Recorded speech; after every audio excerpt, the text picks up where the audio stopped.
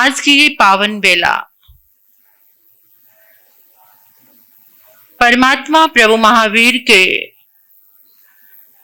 पावन जन्म कल्याणक उत्सव को हम प्रभु की उस दिव्य यात्रा के साथ चल रहे हैं। 27 भवों की यात्रा, ऊपर चढ़ते नीचे गिरते, कभी खाई कभी शिखर, कभी पाप कभी पुण्य, कितने ही पड़ावों से होकर गुजर रही है ये जीवन यात्रा। महावीर बनना कोई आसान नहीं है। वीरों के वीर महावीर कैसे महावीर बने? देखो, एक छोटा सा अविवेक, एक छोटी सी मदहोशी जीवन को कहां से कहां गिरा देती है।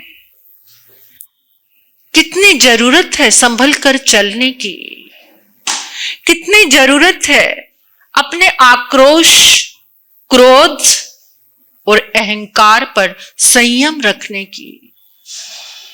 एक बार फिसले और वो भी दलदल का किनारा हो, दलदल के किनारे कोई चल रहा है, वहां से फिसल जाए और दलदल में गिर जाए तो जितना निकलने की कोशिश करता है उतना ही अंदर चला जाता है। लेकिन जीवन में अगर उस समय किनारे पर कोई खड़ा देख रहा हो तो वो बचा सकता है। ऐसे संयोग हमारे जीवन में आते हैं कि कोई हमें बचा लेता है। वो गुरु होता है, वो परमात्मा की शक्ति होती है। अनेकों तूफानों से गुजरती हुई नैसार की चेतना कल क्रूरता की हद पार कर दी। जिसके अंदर ताकत भी नहीं थी, जो शरण में पड़ा गिड़गिड़ा रहा था, उसके ऊपर भी दया नहीं आई। कैसे आ गई इतनी कठोरता, कैसे आ गई इतनी क्रूरता? देखो, इन कषायों का तांडव तो देखो, हृदय को पत्थर बना देते हैं, सारे जल को सुखा देते हैं। कितने भयंकर है ये कषाय, बहुत डर लगता है। ऐसा हृदय कभी ना बने जो हृदय पाषाण के जैसा हो जाए, सामने कोई गिड़गिड़ाता रहे और उस पे दया ना आए। ऐसा हृदय कभी ना हो। अनेकों तूफानों से गुजरती हुई परमात्मा की चेतना, जो बल और शक्ति मिली थी उसका दुरुपयोग कर दिया। तप से बल मिला था, विश्वभूति को तप से सबको बल मिलता है। जितना ज्यादा हम तप करते हैं उतनी शक्ति बढ़ती जाती है। लेकिन एक सद्बुद्धि का जागरण होना चाहिए कि उस तप से शुभ कर्म करने को मिले, सदुपयोग हो, दुरुपयोग ना हो। तप तपना आसान हो जाता है, लेकिन जब वो शक्ति मिलती है उसका सदुपयोग करना ये बहुत मुश्किल है। तो आओ इस साधना से जुड़कर हम भी अपने भीतर में उस शक्ति को महसूस करके उसका सदुपयोग करें और एक संकल्प लें। सुबह शाम एक प्रार्थना करें कि प्रभु, जिस तरह की शक्ति हमें मिली है वो शक्ति हमेशा दूसरों पर करुणा बरसाने के लिए, जीवों की रक्षा करने के लिए हो। वो शक्ति आपका पुण्य खिला, आपको जो ये सब मिला है ये पुण्य खिला है आपका। आपके बड़े बड़े बंगले बन गए, लेकिन उसका सदुपयोग कैसे हो रहा है? जरूरी ये नहीं कि आपने जो जीव चलता देखा उसको बचाया तो आप अहिंसक हो गए। अहिंसा का बहुत विशाल रूप है। परमात्मा का एक सूत्र आता है, अपरिग्रह। जो अपरिग्रह में आ जाता है वो अहिंसक हो जाता है। सारे के सारे व्रत, महाव्रत, अणुव्रत सब इस अपरिग्रह की साधना से शुरू हो जाते हैं। आज देखिए आप, एक जीवन में कुछ चीजें हैं, एक वो चीजें हैं आपके जीवन में जो यूजेबल है, एक सुटेबल है और एक फैशनेबल है। आपका घर कौन सी चीजों से भरा है? यूजेबल, जो आपके घर में पदार्थ है, आप उनका कितना उपयोग कर रहे हैं। कुछ तो दिखाने की चीजें हैं, कुछ तो अपनी शान बढ़ाने की चीजें हैं। इसके कारण जब हम अपरिग्रह से बाहर निकलते हैं, सारे वातावरण को दूषित कर देते हैं। ये जो ओजोन परत में छिद्र हो गए हैं, उसका रीजन क्या है? कारण समझते हो? पदार्थों के पीछे हमारा पागलपन। आपके घर में एक गाड़ी की जरूरत है, 2 गाड़ी की जरूरत है, पूरा परिवार एक गाड़ी में आ जा सकता है, लेकिन आपको कितनी चाहिए? कितना पेट्रोल लग रहा है? और जो वो पेट्रोल लग रहा है उसके सोर्स में जाइए। आपके घर में कितने एसी लगे हुए हैं? एक व्यक्ति एक एसी चला रहा है, कितने जीवों की हिंसा कर रहा है। एक एसी में सब लोग सो सकते हैं, चलो ज्यादा बड़ा परिवार हो तो 2 में सो सकते हैं। ये बिजली का उत्पादन कहां से हो रहा है? पूरे एनवायरमेंट को आप दूषित करने के लिए, और जितने लोग उससे मरेंगे उसकी हिंसा के कारण कौन बनेंगे? हम सब उस हिंसा की अनुमोदना से जुड़े हुए हैं। 80% जो बिजली का उत्पादन हो रहा है वो किससे हो रहा है? कोयले से। किससे हो रहा है? और कोयला कहां से आ रहा है? कहां से? खदानों से आ रहा है, पेड़ों को काटा जा रहा है, कितना कुछ। इस धरती का, जीवन का विनाश करने के लिए हम परिग्रह में इतना आगे बढ़ गए हैं। इन चीजों को सीमित करके हम पूरे एनवायरमेंट को सुधार सकते हैं, सबके जीवन जीने का हेतु बन सकते हैं। कितना पानी के लिए जागरण नहीं हमारा। वॉश बेसिन पर खड़े हो जाते हैं, नल चलता रहता है, आप कुल्ला करते रहते हैं, मंजन करते रहते हैं, कितना पानी बहा दिया, दर्द नहीं होता। सब कुछ सूखता जा रहा है। इस धरती का सीना सूख गया है, कितनी दूर दूर अंदर नीचे तक जाकर पानी मिल रहा है, और फिर भी जो चीज है बेतहाशा, उसका विवेक नहीं, उपयोग नहीं, बहाते चले जा रहे हैं। एक गिलास पानी लेना और तभी कुल्ला और मंजन करना। सब लोग जितने बैठे हैं प्रतिज्ञा करो, नल चला करके परिमित पानी में शावर चलाते हैं, शावर चलता रहता है, स्नान करते रहते हैं, नहाते रहते हैं, कितना पानी बह रहा है। उन जीवों की आप अहिंसा का पालन नहीं कर रहे। जिन जीवों को पानी नहीं मिलेगा वो आपके कारण, आपकी हिंसा से उनको क्या मिलेगा? जंग जंग मणेन बद्धं जंग जंग भासाए भासियं पावं जंग जंग कायन कायं मिच्छामि दुक्कड़म तस्।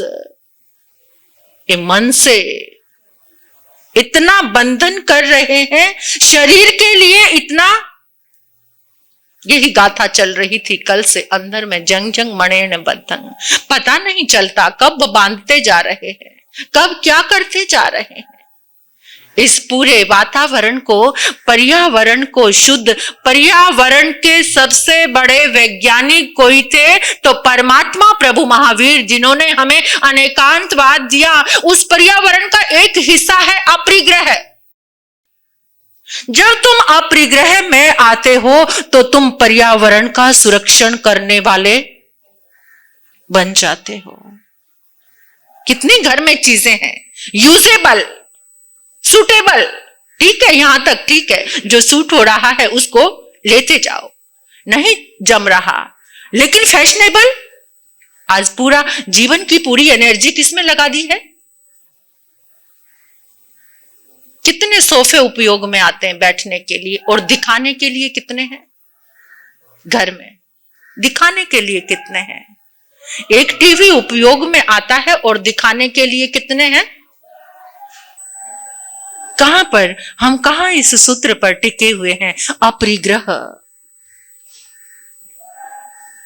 इस पर्यावरण को शुद्ध करने के लिए आपको भी एक संकल्प लेना चाहिए, पानी को बचाना चाहिए।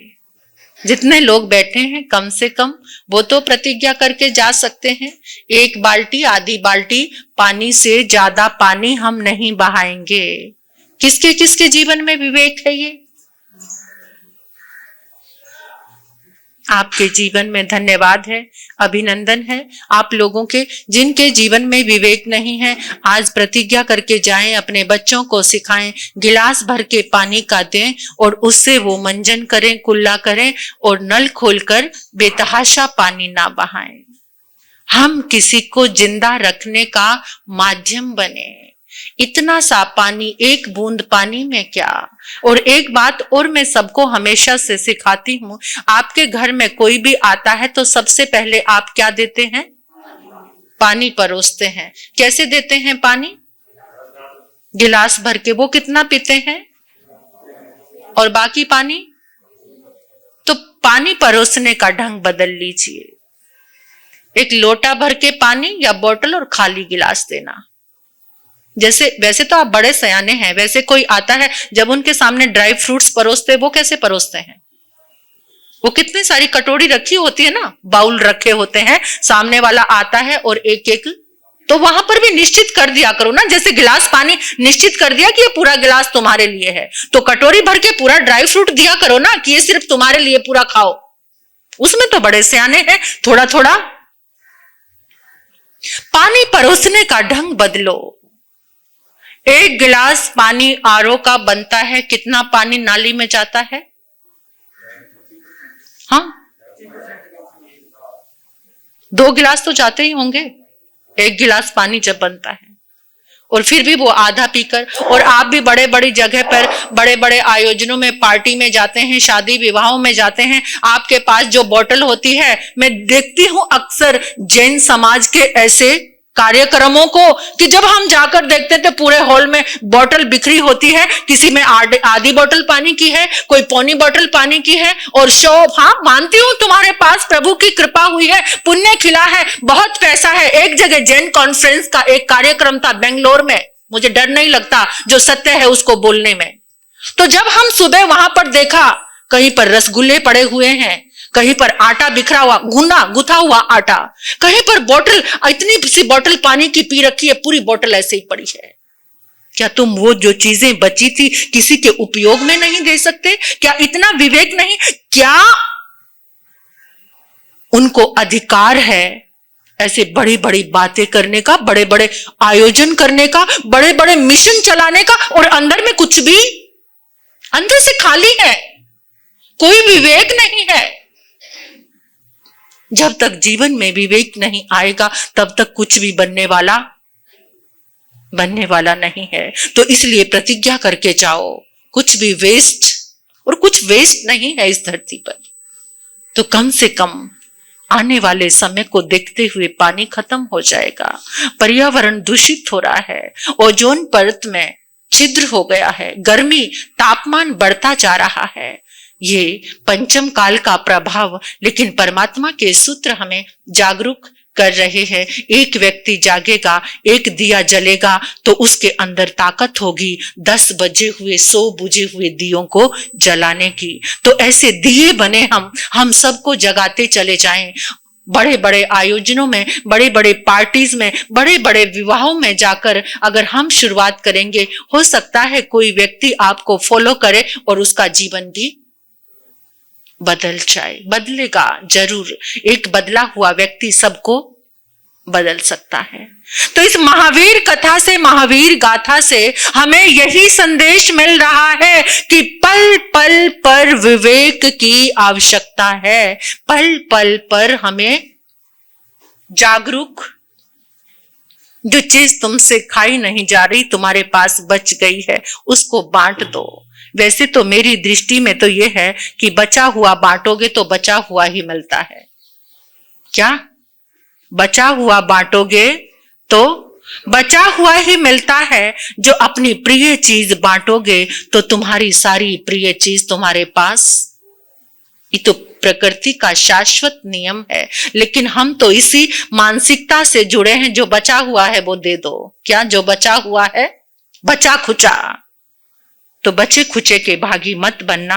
आओ चलते हैं, आओ चलते हैं, परमात्मा की उस दिव्य यात्रा के साक्षी बनते हैं, पुजारी बनते हैं। उस यात्रा की पूजा करें मंगल भावों से, सुंदर भावों से। इस प्रकाश उत्सव का आज कौन सा दिन है? छठा दिन। महावीर गाथा का आज छठा दिन है। कल तक हम चले थे क्रूरता और कषाय के कर्म करती हुई नैसार की चेतना 7वीं नरक में चली गई। 7वीं नरक के दुख भोग भोग कर हर समय उस वेदना को भोगती हुई 33 सागरोपम की यात्रा को पूर्ण करके वो चेतना पुनः त्रियंच के भाव में प्रवेश करती है, सिंह के रूप में, शेर के रूप में। वहां पर फिर हिंसा की यात्रा प्रारंभ हो जाती है, क्योंकि शेर, उसका भोजन, वो हिंसा। फिर से हिंसा की यात्रा प्रारंभ हो जाती है। उस हिंसा की यात्रा को पूरी करके वो चेतना फिर चौथी नरक में, फिर नरक में पहुंच जाती है। हमारा क्या होगा? सोचो। दुख, दर्द, कषाय, क्रोध के अनुबंधों को लेकर वो चेतना 22वें भव में, आज 22वें भव में एक ऐसी मां की कुक्षी में आती है जो मां परम जागरूक है। तो पहले कुछ गीत की लाइनें गुनगुनाएंगे, फिर बात करेंगे आज मां की ताकत को। आज का जो पन्ना है परमात्मा के जीवन का, वो मां की ताकत से भरा हुआ है कि मां की ताकत कैसी होती है और कौन सी मां। वीर कथा सुन करके वीर बन जाएंगे, वीर कथा सुन करके वीर बन जाएंगे। हृदय में प्रभु को बसा भव तिर जाएंगे, हृदय में प्रभु को बसा भव तिर जाएंगे। वीर कथा सुन करके वीर बन जाएंगे। 22वें भव में जन्म हुआ विमल का, अनुबंध पाप से जुड़ा नहीं भान था आत्म का। क्रोध कषाय में और गिर जाएंगे क्रोध कषाय में, और गिर जाएंगे वीर कथा सुन करके, वीर बन जाएंगे। विमला माता ने अद्भुत जागरण किया, गर्भ में प्यारे शिशु का क्रोध भी शांत किया।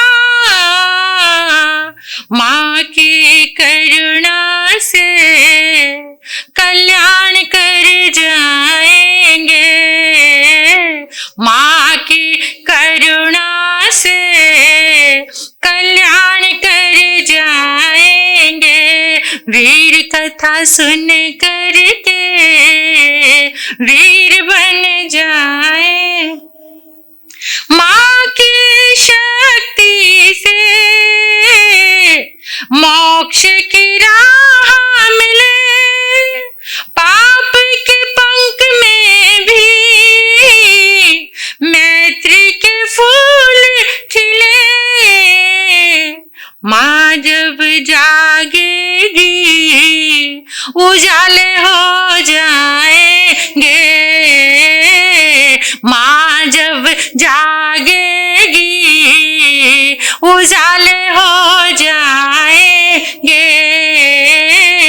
वीर कथा सुन करके वीर बन जाएंगे, वीर कथा सुन करके वीर बन जाएंगे। वात्सल्य भावों से प्रभु चेतन कर उठा, क्रोध से रिश्ता टूट धर्म से बढ़ने लगा। भक्ति की गंगा में आओ सब नहाएंगे, जिनवाणी गंगा में आओ मिल नहाएंगे। वीर कथा सुन करके वीर बन जाएंगे, वीर कथा सुन करके वीर बन जाएंगे। 22वां भव, नरक की यातना सहती हुई वो आत्मा मां विमला के गर्भ में आती है।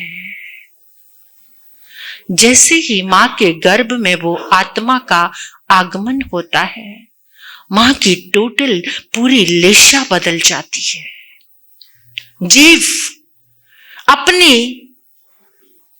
लेशा की सूचना सपनों से और मां के दोहद से देता है।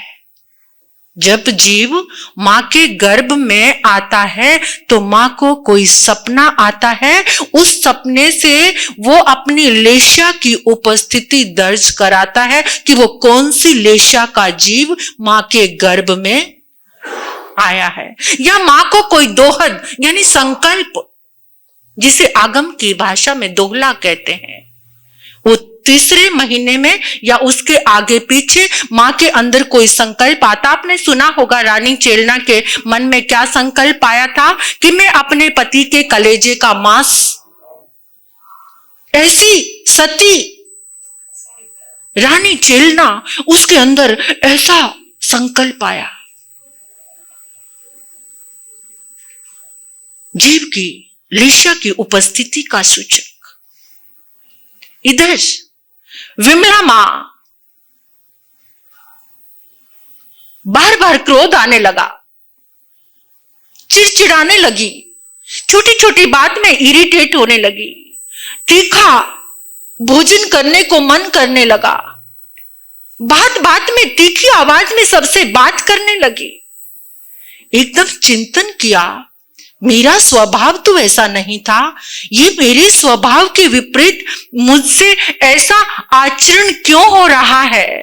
तुरंत वो जागी हुई मां पहुंच गई आचार्य के चरणों में और जाकर के अपना भाव रखा, भगवान, जब से मेरे गर्भ में ये जीव आया है तब से मैं क्रोधी हो गई हूं, मेरे कषाय बढ़ते जा रहे हैं, मुझे बात बात पर क्रोध आता है, कोई अच्छा नहीं लगता, किसी की बात अच्छी नहीं लगती, कभी किसी से उलझ जाती हूं, कभी किसी से उलझ जाती हूं, ये क्या हो गया है। आचार्य मुस्कुराने लगे, पुत्री दुखी मत हो, जो जीव तुम्हारी कोख में आया है ये कषायों का सताया हुआ है, ये दुनिया का सताया हुआ है, जन्मों जन्मों में इसका क्रोध से, अहंकार से रिश्ता रहा है। आज तुम इसे इन अणुबंधों से मुक्त करा सकती हो पुत्री। कैसे गुरुदेव? पुत्री, सबसे पहले अपना भोजन बदल दो, सात्विक भोजन करो। सात्विक भोजन कैसा होता है? सादा पूर्ण, घिया तोरी, वो सात्विक भोजन नहीं है।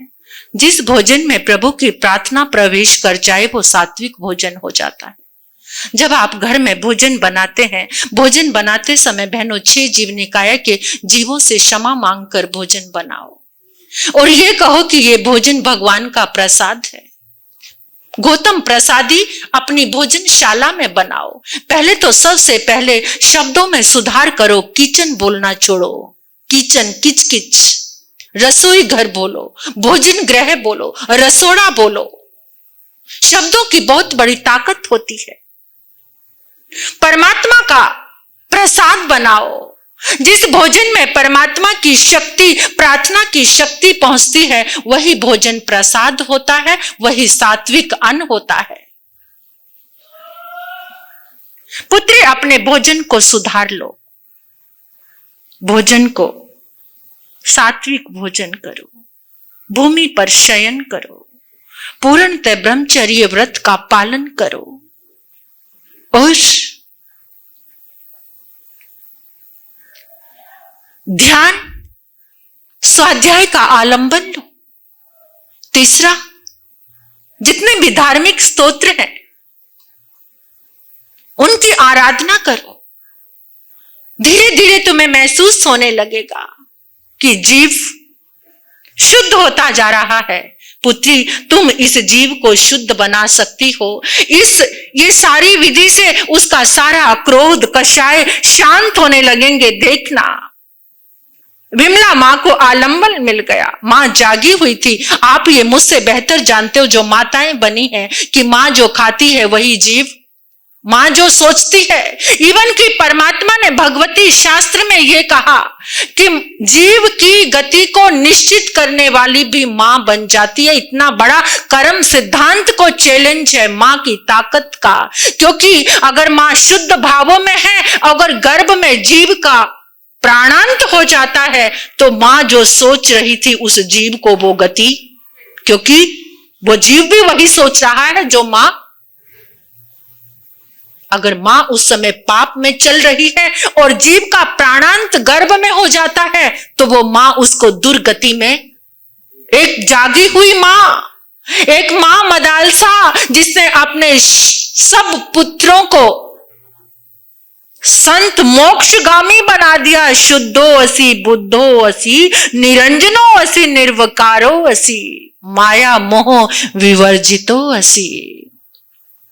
ये सूत्र देने वाली मां और एक मां थी अर्णक की मां। गुरु प्रभु जो काम ना कर पाए वो मां ने गणिका के मोह पाश से छुड़ाने वाली कौन थी? मां।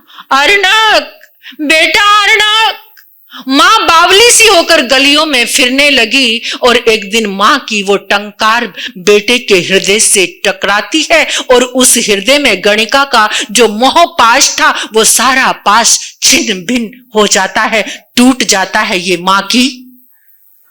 पर एक जागी हुई मां, आजकल के युग का एक बच्चा कहता है कि मुझे ऑफलाइन मां चाहिए। कौन सी मां? ऑनलाइन मां नहीं, क्योंकि आज सारी मां कहां है? ऑनलाइन। वो बच्चा कहता है कि मुझे ऑफलाइन मां चाहिए। अगर मां ऑफलाइन रहेगी तो मम्मी पापा का कभी झगड़ा नहीं होगा। मुझे जींस और टी शर्ट पहनने वाली मां नहीं चाहिए, टॉप पहनने वाली मां नहीं चाहिए। मुझे ऐसी मां चाहिए कि जिसकी गोदी में सिर रख के मैं थोड़ी देर आराम को प्राप्त। जींस पहनने वाली मां को तो गोदी में लिटाना बड़ा मुश्किल, भारी जाएगा। मुझे ऑफलाइन मां चाहिए। बड़ा मुश्किल है आजकल तो ऑफलाइन मां मिल जाए, बहुत मुश्किल है। आज का युग ऐसा आ गया है। लेकिन एक जागी हुई मां जब सो जाती है तो अपने बच्चे को दुनिया के चक्रव्यूह में फंसा देती है। सुभद्रा सो गई थी ना, अभिमन्यु किस में फंस गए थे? चक्रव्यूह में है। एक जागी हुई मां, अगर सुभद्रा जागी रहती तो अभिमन्यु का वध कोई भी, क्योंकि उसे चक्रव्यूह से, ये तो बाहर की घटना है। अब एक वास्तविक चेतना में आ जाइए, जो धर्म में जागी हुई है मां इस दुनिया के चक्रव्यूह से अपने बच्चे को बचा सकती है। जैसे विमला मां जाग गई, हर समय सात्विक भोजन कर रही है और जमीन पर शयन चल रहा है, ध्यान चल रहा है। राजा ने भी कहा, रानी जब बच्चे का जन्म भी हो जाए ना तो उस पे कभी क्रोध मत करना। तेरे अंदर क्रोध भी आए तो गुरुदेव ने जो आदेश दिया है उससे अपने मन को शांत करके ही भोजन करना, शांत करके स्वाध्याय करना, शांत होकर ध्यान करना। तुम देखना सब कुछ बदल जाएगा। और सचमुच ऐसे हुआ। धीरे धीरे मां की सारी लेशाएं बदलने लगी। अब हर समय प्रसन्न रहती है, मुस्कुराती है। फिर आचार्य भगवान के पास गई। अब स्थिति ऐसी है, सबके अंदर प्रेम नजर आता है। पुत्री, उस जीव की सारी लेशा अब बदल चुकी है। तू धन्य है, तूने इतना पुरुषार्थ किया, उस जीव के सारे अणुबंध तूने बदल दिए। बेटे का जन्म होता है, मां को पता चल चुका था और नाम रखा विमल। विमल, जो मल से रहित हो चुका है, जो मैल से रहित हो चुका है, ऐसा विमल। विमल बड़ा होने लगा। मां का वही प्रेम, वात्सल्य की शक्ति की अद्भुतता देखिए। विमल बढ़ने लगा। मां के संस्कार, पास में बिठाना, पाप पुण्य समझाना, धर्म समझाना। एक बात और कहना चाहती हूं, जिनके बच्चे बहुत जिद्दी हैं, अगर मां प्रेम में भर के 3 मिनट के लिए गले से लगाती है तो उसकी जिद कम होने लगती है। जिस समय बच्चे का जन्म होता है, अगर मां हर रोज 1 घंटा कमरे में बंद होके बिल्कुल बिना वस्त्रों के उस छोटे शिशु को अपने सीने से लगाकर 1 घंटे तक नमोकार मंत्र या कोई भी मंत्र पढ़ती रहे तो वो बच्चा दुनिया में कभी किसी से डरेगा नहीं, एकदम निडर रहेगा। इतनी ताकत होती है। एक साइंस है, एक विज्ञान है मां के वात्सल्य का। ये एक्सपेरिमेंट है। विमल बड़ा होने लगा, युवा हो गया। एक दिन घोड़े पर सवार होकर जा रहा है जंगल में, और जाते जाते क्या देखा कि एक शिकारी ने बहुत सारे पंछियों को जाल में फंसा रखा है। इतनी करुणा मां के पास से ट्रांसफर हो चुकी थी, इतनी चेतना शुद्ध हो चुकी थी कि एकदम तलवार ली और वो जाल काट दिया। जैसे ही जाल काटा, पंछी उड़ने लगे, नर्तन करने लगे। कोई विमल के कंधे पर बैठ रहा है, कोई सिर पर बैठकर चहचहाने लगा। पंछी को भी पता चल जाता है कौन मारने वाला है और कौन बचाने वाला है। हमारी लेशा, हमारी वाइब्रेशन हर एक जीव के पास पहुंचती है। एक एकेंद्री पौधे के पास भी आप हर रोज जाकर ये कहने लगो ना, ये कितना मस्त है, कितना प्यारा है, कितना खिलेगा, इसके पत्ते बड़े अच्छे होंगे, तो आपकी इस पॉजिटिव एनर्जी से वो पौधा खिलने लगता है। और एक के पास आप जाकर ये कहना शुरू कर दें, मुझे नहीं लगता ये पनपेगा, मुझे नहीं लगता इस पर फूल आएंगे, देखो कैसे मरा सा है, ये तो ऐसे मरा सा ही रहेगा, तो वो सिकुड़ना, मुरझाना, इतना प्रभाव है हमारी वाइब्रेशन का, हमारी ऊर्जा का। उसी समय विमल देख रहा है, विमल मस्त हो गया, खुश हो गया। पंछी उड़ रहे हैं, चहचहा रहे हैं, कोई उसके कंधे पर बैठकर, कोई सिर पर बैठकर, कोई आसपास घूमते हुए। अब उसे बहुत आनंद आया और तलवार उठाई, जितने भी पंछी थे उस जाल में सबको आजाद करा दिया। अब तो पंछियों ने राजकुमार विमल के सिर पर एक छत्र सा बना लिया। राजकुमार चल रहे हैं, सारे पंछी उसके ऊपर छाया करके चल रहे हैं। ये तो हजारों वर्षों पुरानी बात है, लेकिन आज ही आगरा का एक परिवार भावनगर में रहता था, अभी भी रहते हैं। तो वो हर रोज वहां पर वो शिप ब्रेकिंग का काम चलता है, तो वहां जाकर वो जीवों को दाना डालते थे। एक दिन बहुत तीखी धूप थी, वो देखने के लिए गए। जिन पंछियों को उसने खुद बताई, श्रावक जी ने ये बात खुद बताई कि महाराज साहब, उसी समय सारे पंछियों ने मेरे ऊपर छाया कर ली। जब तक मैं घर तक नहीं पहुंचा, सारे पंछी मेरे ऊपर छाया करके चलते रहे, मुझे इतनी सी भी धूप नहीं लगी। ये करामात है, ये कमाल है हमारे अंदर की अहिंसा का, हमारे अंदर के प्रेम का, हमारे अंदर की करुणा का। मां ने गजब कर दिया। मुस्कुराता हुआ, हंसता हुआ, खिलखिलाता हुआ जब मां के पास आकर प्रणाम किया, तो एक दिन मां ने जब चेहरा देखा, विमल आज तो कोई बहुत ही अद्भुत बात है। बात क्या है वत्स? मां, पता है, आज मैं जब जंगल में जा रहा था, मैंने देखा एक बहेलिये ने, शिकारी ने बहुत सारे पंछियों को जाल में कैद किया हुआ था। मां, मुझसे बर्दाश्त ना हुआ, मेरी आत्मा चीख उठी कि सबको जीने का और उड़ने का अधिकार है। मैंने तलवार ली, जाल को काट दिया, सारे पंछी उड़ने लगे, चहचहाने लगे, नर्तन करने लगे, नाचने लगे, गाने लगे, और तो और सब के सब मेरे सिर पर एक छाया करके यहां तक पहुंचे हैं।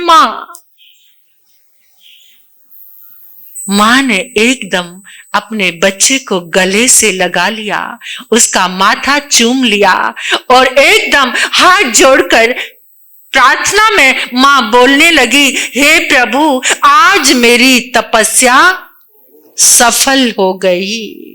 आज मेरा तप, मेरे संस्कार, मेरी साधना सफल हो गई। जो मैं बनाना चाहती थी, मां ने, विमला मां ने सारे पापों से रिश्ता तुड़वा दिया।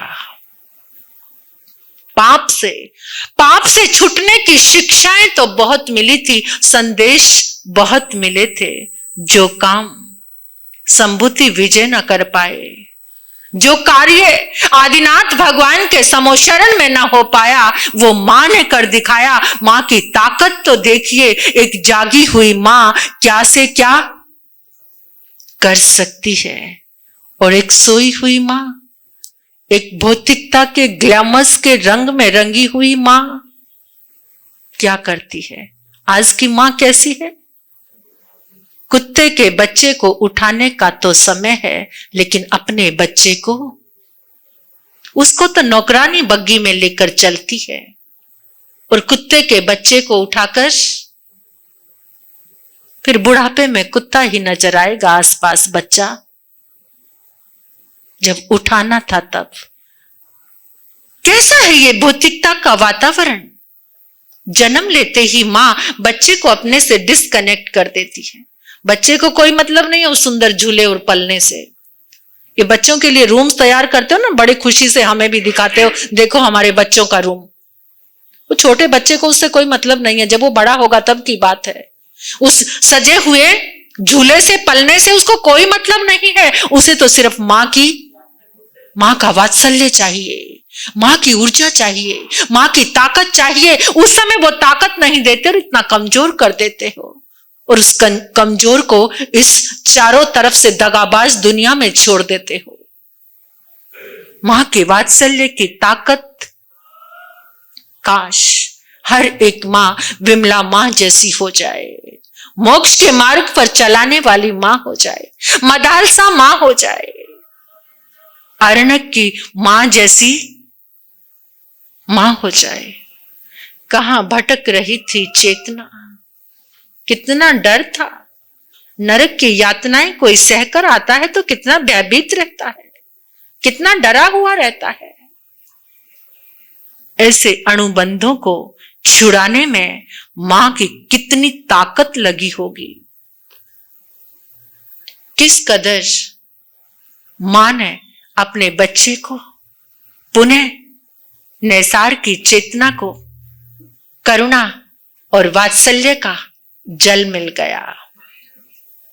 जब जीवन में करुणा का प्रवेश हो जाता है, फिर प्राणी मात्र के अंदर अपनी आत्मा का दर्शन, जब करुणा आती है, किसी के दुख को देखकर जब तुम्हारे अंदर सिहरन आने लगे ना, कभी किसी के दुख और वेदना को देखकर एकदम रोम रोम जब सिहर उठने, ये एक पहचान है भव्य आत्मा की।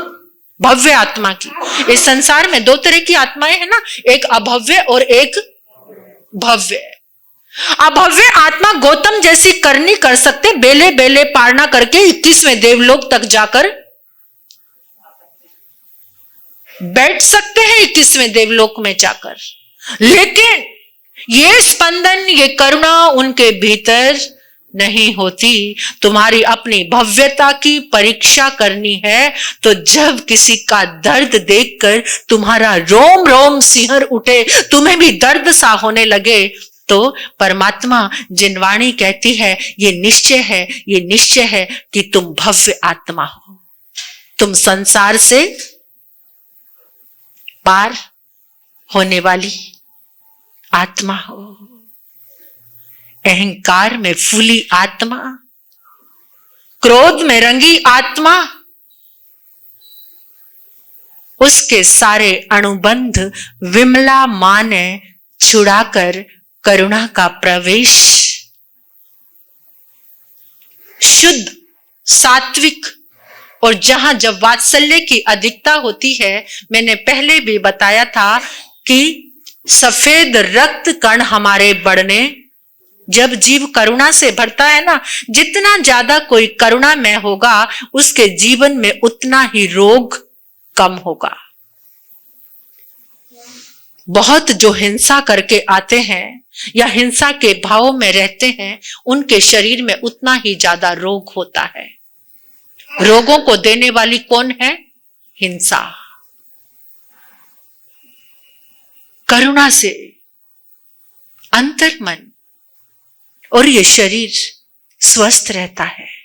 ऐसे करुणाशील मेरे परमात्मा प्रभु की वो दिव्य चेतना विमला मां ने पुनः उसका परिष्कार किया, परिमार्जन किया, मांझ दिया, सारे पाप के अनुबंधों से मुक्ति करा दी। माँ बार बार अपने बच्चे का माथा चूम रही है, उसको लेके झूम रही है और कह रही है, हे परमात्मा, तेरा लाख लाख शुक्र है कि आज मेरी साधना सफल हो गई। मैं अपने बच्चे को जो बनाना चाहती थी वो। उस माता को कहां पता है कि ये तीर्थंकर की चेतना का, तीर्थंकर की चेतना का परिष्कार और परिमार्जन मां ने कर दिया। इसलिए जब इंद्र आते हैं, जब तीर्थंकर भगवान का जन्म होता है, तो वो सबसे पहला वंदन किसको करते हैं? नमो तुभ्यम रयन कुच्छी धारिये, नमो तुभ्यम रयन कुच्छी धारिये। परमात्मा को वंदन बाद में करते हैं, पहले मां को। मां वंदनीय है। ऐसी कुक्षी भी तो चाहिए जो कुक्षी तीर्थंकर चेतना को झेल पाए, तीर्थंकर चेतना को जन्म दे पाए। कभी आपके मन में भाव जागा कि हमारी कुक्षी से तीर्थंकर का जन्म हो? जागा कभी ये भाव, ऐसा सपना? मेरा बच्चा तो बस सीए बने, इंजीनियर बने, डॉक्टर बने। कहां तक है आपकी नजर? कहां तक थी आपकी नजर? क्या चाहा आपने कि हमारा बच्चा क्या बने? कौन सी मां ऐसी है? कोई मां नहीं मिली मुझे ऐसी। एक ही मां मिली है इंदौर में, सुनीता छजलानी। कहती, मेरा पक्का संकल्प है मैं अपनी कुक्षी से किसी भी जन्म में तीर्थंकर को ही जन्म दूंगी। ऐसा सपना मां का, ऐसा संकल्प, ऐसा भाव। आप सोचते हो कभी हम तीर्थंकर के पिता बने, तीर्थंकर भगवान के पिता बने? केवल ये सोच, ये चिंतन ही कितना कल्याणकारी लगता है। तीर्थंकर के माता पिता होना। तीर्थंकर बनने की सोचते हैं हम? तीर्थंकर बने सोचते हैं? बोलो थोड़ा मुस्कुरा के। ऐसे मत करो, सोचो। इतनी सोच तो रखनी चाहिए। तीर्थंकर के शासन में हम गणधर बने, हम दीक्षा लें, ऐसे कौन सोचते हैं? सोचते हो? क्या सोचते हो? क्या बने? कुछ तो लक्ष्य रखते होंगे जीवन का, या यही लक्ष्य है इस समय जो मिला है बस यहां पर ये आ जाए, कोठी बन जाए, अच्छी से अच्छी गाड़ी आ जाए, बच्चे सेट हो जाए? क्या क्या सपना देखते हैं माता पिता? बच्चे अच्छे से अच्छे पद पर पहुंच जाए, काफी है ये सपना? ये सपना अच्छा है? क्या आप उस चेतना का कल्याण कर रहे हैं? इतनी वाइब्रेशन से भरकर कल्याण की कामना तो कर सकते हैं कि मेरा बच्चा संत बने। एक ही लड़की मैंने, जिसका पहला बेबी उसके गर्भ में था, और वो मुझे आकर क्या कह रही है, महाराज साहब मेरी इच्छा है जो भी बच्चा ये पैदा हो ये संत बने, लड़की हो तो साध्वी बने। फर्स्ट बेबी में ऐसी कामना करने वाली मां, क्या उसके संस्कार? और कहती, हर समय जब वो बच्चे को कोई नई चीजें दिखाते हैं ना, तो उसने क्या दिखाया? उस बच्चे को अपने आसपास सारे आगम रख के पहला कुछ ऐसा कार्यक्रम कराया बच्चे को कि आसपास पूरे आगम, सामायिक के उपकरण, पुंजनी, आसन, मुखपत्ति, उस बच्चे को उसका फंक्शन किया और ऐसा दर्शन कराया। छोटी उम्र की लड़की है वो, जालना चतुर्मास था हमारा, और उसने सीए की पढ़ाई की हुई है। देखो कितना जागरण है जब मां ऐसे जागती है। कहती, जो मैंने दुख पाया ना बच्चे को जन्म देकर, मैं अपने बच्चे को यह दर्द नहीं होने दूंगी। मां कहती है कि मैं अपने बच्चे को ऐसी यातना में नहीं जाने दूंगी, मैं इसे संत बनाऊंगी। बच्ची का जन्म हुआ, बेटी हुई है, और वो कहती है मैं इसे साध्वी, हर रोज दूध पिलाती है और कान में एक ही बात कहती है कि तुझे साध्वी अरिहंत शरण में दीक्षित होकर अपनी आत्मा का कल्याण करना है। अब आपसे एक बात पूछना चाहती हूं कि आपके घर में एक मंदिर, एक देवस्थान कुछ तो बनाया होगा आपने। बनाया है क्या? आगम मंदिर बनाया है अपने घर में? आगम मंदिर। भगवान महावीर को किसी ने नहीं देखा, लेकिन उनकी वाणी ही हमारे परमात्मा है। क्या आपके घर में आगम रखा हुआ है? क्या हर रोज अपने बच्चों को कहते हो कि इस आगम का दर्शन करो, यही हमारे भगवान है? किया किसी ने अपने घर में ऐसा? हमारे अध्यक्ष जी ने किया है। आप लोग भी करो। अपने घर में एक आगम मंदिर बनाओ, अपने आगम रख के रोज अपने बच्चों को कहो कि यहां खड़े होकर आपने 5 नवकार मंत्र गिनने हैं। 5 नहीं तो एक नहीं तो हाथ ही जोड़कर कहो कि ये आगम की वाणी हमारा कल्याण करे। ये हमारे भगवान महावीर हैं। कहीं तो अपने कल्चर को, अपनी परंपरा को, अपने धर्म को जीवंत रखो। कोई कल्चर है तुम्हारा? है कोई कल्चर? यहां देखा वहां लुढ़क गए, वहां देखा वहां लुढ़क गए। अरे किसी में तो स्टैंड करो। केवल सुनने की बात नहीं है, इसको अप्लाई करना। जैसे पूजा करते हो, जैसे अपने धन को कितनी सुरक्षा में रखते हो, कितनी सुरक्षा में? अपने आगम के पन्नों को, जो हमारा जीवन है, क्या उसको सुरक्षा में रखते हो? रखना शुरू करो। अपने कम से कम परमात्मा की अंतिम वाणी हर घर में उत्तराध्ययन आगम जरूर होना चाहिए। परमात्मा की अंतिम विरासत हम सबको मिली है। जागो और बच्चों को रोज कहो, इसके दर्शन करो, नवकार मंत्र पढ़कर। छोटी छोटी चीजों में हमें जागना है। क्या सिखा रहे हो बच्चों को? और बच्चे कहीं, यहां तो पूजा करने के लिए कोई चीज है नहीं, बच्चों को मंदिर जाना अच्छा लगता है, वहां कोई भी मिले, मैं मना नहीं करती। जहां जाके बच्चे के भाव शुद्ध सात्विक हो जाते हैं, मैं ये नहीं कहती। सब महाराज जी कहते होंगे क्यों मंदिर जाने देते हो, क्यों वहां जाने देते हो, मैं मना नहीं करती। कम से कम वहां जाकर अगर वो कोई नवकार मंत्र पढ़ रहा, कुछ ना करने से, अन्य भटकने से और गलत चीजों की संगत करने से, तो वो भी बेटर है। ये अपनी दृष्टि को विशाल बनाने की जरूरत है। मैं कहीं तक भी मैं सोचती हूं कि कट्टरता आनी ही नहीं चाहिए, लेकिन उनको पहले आपको सिखाना चाहिए। अपने घर में आगम मंदिर बनाओगे, उनको सिखाओगे, तो वो बच्चा जरूर, मैं चाहती हूं सब विमला माता बने, सब विमला माता बने। अपने बच्चों को धर्म के संस्कार देने के लिए, धर्म के संस्कार देने के लिए। और यहां उत्तर भारत की तो मैं एक और मानसिकता देखती हूं, किसी के घर से 2-3 बच्चे बन जाए ना, तो बहनें क्या सवाल, महाराज जी घर में थोड़ी स्थिति डाउन थी क्या? हैरानी होती है लोगों की सोच देखकर। उधर के लोग वीर माता पिता कहते हैं, धन्य हैं ऐसे वीर माता पिता जिन्होंने अपने बच्चे को जिन शासन में आने की आज्ञा दी। और यहां की मानसिकता बताती हूं मैं, अद्भुत है। अरे कोई झोपड़पट्टियों में बच्चे खेल रहे हैं, 1-2 बच्चे लाकर तो दिखा दो, वहां तो सबसे ज्यादा कमी है।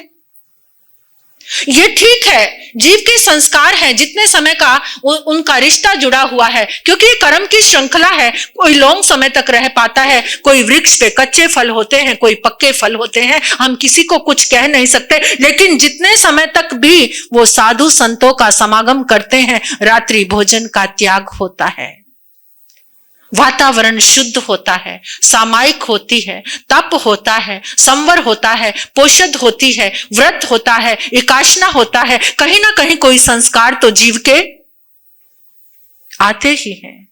ऐसी मानसिकता को दिमाग से निकालकर हर एक मां अपने बच्चे को ये संस्कार जरूर दे और एक सपना जरूर रखे कि मेरा बच्चा उच्च कोटि का संत, उच्च कोटि की साध्वी बने। मोह के अनुबंधों को छोड़कर बिना पूछे जब आपके बच्चे लव मैरिज कर लेते हैं, भाग जाते हैं, तो बड़े आराम से घर में आके बैठ जाते हैं, कोई शोर शराबा नहीं करते। और जब एक बच्चा धर्म के रास्ते पर जाना लगता है तो कितना शोर करते हो, साधु संतों की निंदा करने लग जाते हो, क्या क्या करने लग जाते हैं। क्यों? काश ये सद्बुद्धि का जागरण हो, हम समझें कि जीवन का अंतिम लक्ष्य क्या है, इस जीव की अंतिम परिणति क्या है। धन्य है विमला माँ, धन्य है परमात्मा की चेतना, और धन्य है वो गुरुदेव जिन्होंने ऐसी वाणी का दान हमें दिया, हमें परमात्मा के इस जीवन परिचय का साक्षात्कार कराया। मैं वंदन करती हूँ, नमन करती हूँ उनको, और भावना भाती हूँ। अब तो आजकल मेरे अंदर कुछ भी नहीं चलता, बस परमात्मा के ये भव ही चलते रहते हैं, बस यही ध्यान आता रहता है, यही चिंतन होता रहता है। और कभी आंखें नम हो जाती हैं, और कभी ऐसा होता है कि ऐसे नहीं करना, वैसा नहीं करना, इस तरह से चलना है, लेकिन फिर भी छद्मस्त है। ये पंचम आर्य का प्रभाव है, बहुत दोषों से भरा हुआ है ये जीवन। दिन प्रतिदिन दोष लग रहे हैं, और लगते ही आगे और दोष बढ़ते चले जाएंगे। समय ही ऐसा है, लेकिन अंतर के भावों का शुद्धिकरण होता रहे। बाहर से इस देह के माध्यम से जो दोष लग रहे हैं, लगते रहेंगे, लेकिन अंदर की चेतना ऐसे ही परमात्मा से जुड़ी रहे, भावों में उत्तरोत्तर शुद्धता आती रहे, ऐसे ही मन के भाव हैं। इसी के साथ ओम।